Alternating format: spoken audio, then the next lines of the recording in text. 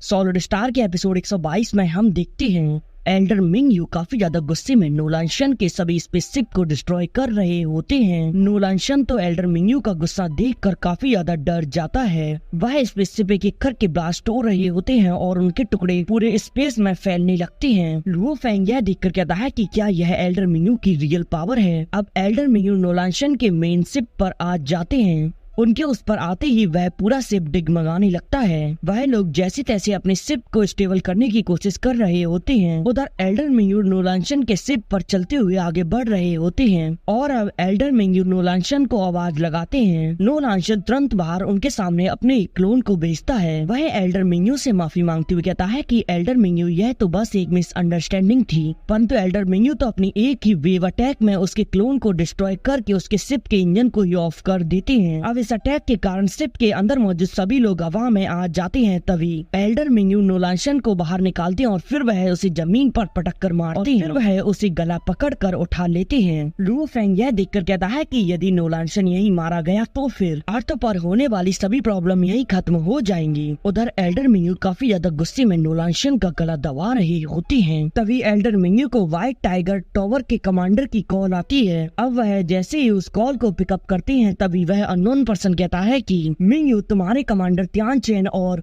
Lord हावग्रेव के बीच पहले ही negotiation हो चुकी है और मैं नहीं चाहता कि फिर से और कोई बैटल शुरू हो जाए, तो फिर अब तुम्हें यहीं रुक जाना चाहिए। एल्डर मिंग यू सोच रहे होते हैं कि जरूर इस कमीने ने बायो टावर को मैसेज भेजने के लिए स्पेसशिप सिस्टम का उपयोग किया होगा। अब Elder Ming you unknown person से कहते हैं कि नोलान शन ने मुझ पर और मेरे सबऑर्डिनेट पर अटैक कर हमें मारने की कोशिश की है। पर वह अननोन पर्सन कहता है कि नोलान शन ने बेशक तुम पर अटैक किया था, लेकिन अभी तक तुम्हें और तुम्हारे लोगों को कोई भी नुकसान नहीं हुआ है और इसके बजाय तुमने तो यहाँ पर काफी ज्यादा रूथलेस एक्शन लिया है जिससे कि मेरे लोगों को काफी ज्यादा भारी नुकसान पहुँचा है। तो फिर तुम इसे यही खत्म कर दो, वरना त्यानवे एग्रीमेंट को टूटने में ज्यादा समय नहीं लगेगा। और फिर वह यह कहकर कॉल कट कर देता है और अब वह पर्सन कहता है कि अभी मुझे जियांग त्यान चेन से बात करनी है। इधर एल्डर मिंग यू गुस्से में नोलान शन को देख रहे होते हैं और फिर वह वहाँ अपना गुस्सा शांत करते हुए नोलान शन को वहीं नीचे छोड़ देते हैं। वह नोलान शन से कहते हैं कि नोलान शन, यदि तुमने फ्यूचर में लुओ फेंग को चोट पहुंचाने की कोशिश भी की तो फिर फ्यूचर में तुम्हें त्यानफू एग्रीमेंट का सहारा लेकर कोई नहीं बचा पाएगा।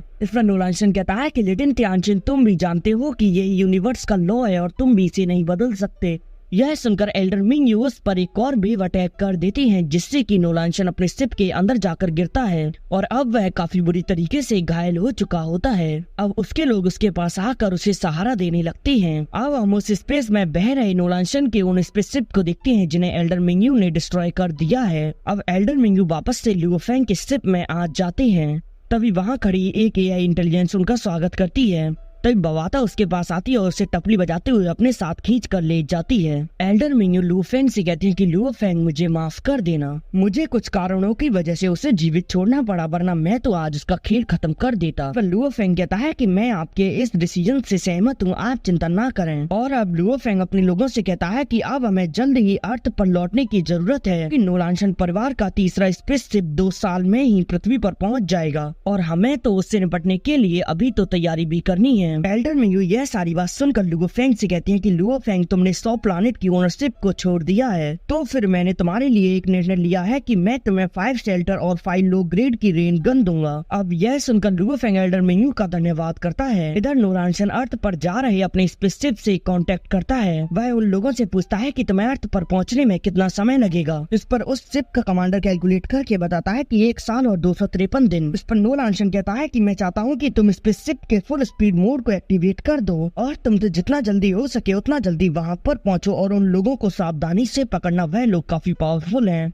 इस पर उस शिप का कमांडर कहता है कि लेकिन फिर तो हमारे पास वापस लौटने के लिए फ्यूल ही नहीं बचेगा। इस पर नोलान शन कहता है कि पृथ्वी पर पहले से ही एक स्पेसशिप मौजूद है, उसमें फ्यूल अवश्य होगा। तो फिर अब तुम अपने शिप के फुल स्पीड मोड को एक्टिवेट कर दो और इस बात को ध्यान रखना कि लुओ फेंग को जीवित नहीं छोड़ना है। अब नोलान शन कहता है कि कुछ समय बाद पृथ्वी मेरी मुट्ठी में होगी और लुओ फेंग भी मेरे रास्ते से हट जाएगा। और फिर वह उस शिप के कमांडर से कहता है कि अगर तुम ऐसा नहीं कर पाए तो फिर इसके भुगतान के लिए तैयार रहना, समझ गई ना। इस पर वह कहता है कि ठीक है मास्टर। अब नोलांशन का होलोग्राम वहाँ से डिसअपियर हो जाता है। अब वह लोग अपने स्पेसशिप के फुल स्पीड मोड को एक्टिवेट कर देते हैं, जिससे कि अब वह स्पेसशिप और तेजी से आगे बढ़ने लगता है। अब लुओ फेंग और उसकी टीम अपने स्पेसशिप में आगे बढ़ रही होती है। मास्टर ओंग कहते हैं कि हम अपनी अर्थ के प्रोटेक्शन के लिए दूसरों पर निर्भर नहीं रह सकते, कर अब हमें अपनी अर्थ को प्रोटेक्ट करना है तो फिर हमारे पास एकमात्र तरीका है कि हमें पहले खुद को स्ट्रॉन्ग करना होगा। लेई शेन कहते हैं कि आपने सही कहा, बिग ब्रदर वैसे भी नोलांशन पर इतनी आसानी से हार नहीं मानने वाला।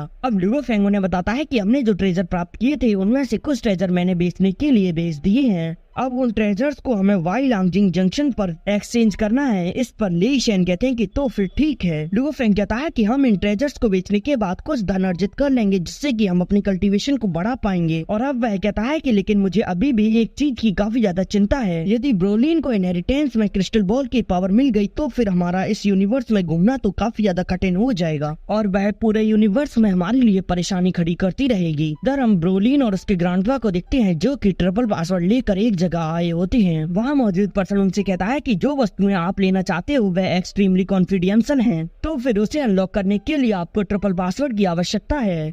यह सुनकर वह लोग ट्रिपल पासवर्ड उसे दे देते हैं। अब वह पर्सन तीनों पासवर्ड की बोतल्स को एक दूसरे से कनेक्ट करता है। अब उन तीनों के मिलते ही वहाँ नंबरिंग स्टार्ट हो जाती है और काफी समय तक यह प्रोसेसिंग ऐसे ही चलती है और फिर उसके बाद एक पोर्टल ओपन होता है जिसके अंदर से एक बॉक्स बाहर निकल कर आता है। उसे देखकर ब्रोलिन कहती है कि ग्रैंडपा क्या इसके अंदर क्रिस्टल बॉल इनहेरिटेंस है। अब वह लोग उसे देखकर काफी ज्यादा एक्साइटेड हो जाते हैं। तभी लॉर्ड हारग्रेव उस बॉक्स को खोलते हुए कहते हैं कि इस इनहेरिटेंस के साथ साथ अब सिंहासन भी तुम्हारी मुट्ठी में होगा। अब उस बॉक्स में से एक क्रिस्टल बॉल बाहर निकल कर आती है और इस बॉल को देखकर इन लोगों के चेहरे पर एक अलग ही मुस्कुराहट होती है। इधर लुओ फेंग का स्पेसशिप तेजी से आगे की ओर बढ़ रहा होता है। स्पेसशिप के अंदर मौजूद लेई शेन अपने हाथों से एक थंडर चिप को एक्टिवेट करते हैं और जैसे ही वह थंडर चिप एक्टिवेट होती है उसके अंदर से मास्टर गु बाहर निकल कर आते हैं। उन्हें देखकर वह सभी लोग हैरान होते हैं। इधर मास्टर गु खुश होते हुए कहते हैं कि आखिरकार मैं आजाद हो गया। वह सभी लोग उनसे कहते हैं कि मास्टर गु आप यहाँ क्या कर रहे हैं। इस पर मास्टर गु कहते हैं कि इससे कोई फर्क नहीं पड़ता, पहले मुझे यह देखने दो कि थंडर पल्स सिगरेट को किसने ओपन किया है। और अब वह लुओ फेंग और मास्टर ओंग से कहते हैं क्या तुम हो, क्या तुम हो, क्या तुम हो, या फिर ये इंटेलिजेंस तुम। इस पर वह इंटेलिजेंस लेई शेन की ओर इशारा कर देती है। उसे देखकर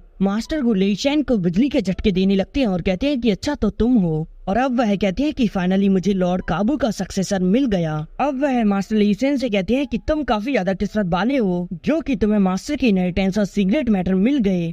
अब मैं तुम्हारे हिडन ब्लॉक को ओपन कर दूंगा जिससे कि तुम लॉर्ड काबू के सीक्रेट मेथड को सीख पाओगे। तो लेई शेन वहाँ इतने सारे सीक्रेट मेथड को देखकर हैरान होती हैं। मास्टर वो कहते हैं कि अब से तुम लॉर्ड काबू के स्टूडेंट हो तो फिर मेरे साथ चलो। और अब वह मास्टर लेई शेन को पकड़कर वहाँ से ले जाने लगती हैं। परंतु दूसरी ओर से बवाता मास्टर लेई शेन को पकड़ लेती है और दोनों ही एक दूसरे की तरफ उन्हें खींचने लगती हैं। तो लुओ फेंग और मास्टर ओंग यह देखकर काफी ज्यादा हंसने लगते हैं। अब बवाता मास्टर वू से कहती है कि यह हमारे सेक्ट का मेंबर है तो फिर तुम जीते जागते इंसान को यूं ही नहीं चुरा सकते। मास्टर वो कहते हैं कि कौन है जो कि मुझे बूढ़ा कह रहा है। और फिर वह पीछे मुड़कर बवाता को देखते हैं और कहते हैं कि तुम तो मुझसे भी एडवांस हो। बवाता कहती है कि मेरा नाम डेविल बवाता है और तुम इसे ऐसे ही यहाँ से नहीं ले जा सकते। सुनकर मास्टर वो कहते हैं कि अच्छा तो तुम्हारा नाम बवाता है। अब मास्टर वो कहते हैं कि वह कहते हैं कि देखो हम दोनों ही इंटेलिजेंस लाइफ है, बस तुम्हारा मॉडल मुझसे एडवांस है लेकिन मेरे पास यूनिक नॉलेज का भंडार भरा पड़ा है। लो ये देखो मैं तुम्हें दिखाता हूँ अपनी नॉलेज का एक ट्रेलर। और फिर वह अपनी नॉलेज को उसके सामने शेयर करने लगती हैं, जिसे देखकर बवाता काफी ज्यादा एक्साइटेड हो जाती है। और फिर वह कहती है कि चलो ठीक है, परंतु तुम याद रखना तुम डीमन हर्ट के डिसाइपल को अपने लॉर्ड के सक्सेसर के रूप में चुन रही हो। वैसे इससे पता चलता है कि तुम्हारी पसंद काफी अच्छी है क्योंकि मैंने भी काफी सोच समझ कर इन्हें अपने